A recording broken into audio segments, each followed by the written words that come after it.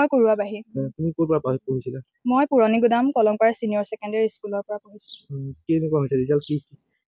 হয়, মই প্ৰতিটো বিষয়তে লেটাৰ পাবলৈ সক্ষম হৈছোঁ।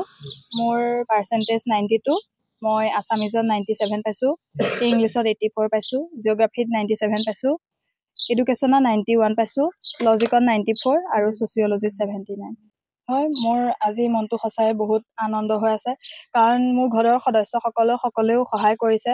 ঘৰৰ সদস্যসকলৰ লগতে মোৰ মামাহঁতৰ পৰিয়ালটোৱেও বহুত সহায় কৰিছে, কাৰণ সৰুৰ পৰাই মই মামাহঁতৰ ঘৰত থাকিয়ে পঢ়া। মই 10ম শ্ৰেণীৰ হাইস্কুল শিক্ষান্ত পৰীক্ষাত উত্তীৰ্ণ হৈ পেলাই তাৰপিছত ইয়াত আহিছোঁ, আৰু সৰুৰ পৰাই মোৰ কাকাহঁতে ডাঙৰ দীঘল কৰি পেলাই ইমানখিনিলৈ আগবঢ়াই নিছে। মামাহঁতকো মই সেইকাৰণে তেওঁলোকৰ ওচৰতো চিৰকৃতজ্ঞ হৈ ৰ'ম। তোমাৰ পিতৃ মাতৃ কি কৰে? মোৰ দেউতা এজন খেতিয়ক আৰু মোৰ মা এগৰাকী অংগনবাদী শিক্ষয়িত্ৰী। যথেষ্ট কষ্ট কৰি তোমাক আচলতে পঢ়াইছিলে। হয়। কি ক'ম, মা দেউতাহঁতক কি ক'ম? তেওঁলোকে যথেষ্ট কষ্ট কৰি যিমানখিনি পাৰে সিমানখিনি সামৰ্থ্য অনুসৰি তেওঁলোকে মোক ইমানখিনি আগবঢ়াই নিছে। এতিয়া ভৱিষ্যতেও তেওঁলোকে যাতে এনেদৰেই মোৰ লগত থাকি সহায় সহযোগিতা আগবঢ়াই যাব, তাৰ কাৰণে মই তেওঁলোকৰ ওচৰত চিৰকৃতজ্ঞ হৈ ৰ'ম।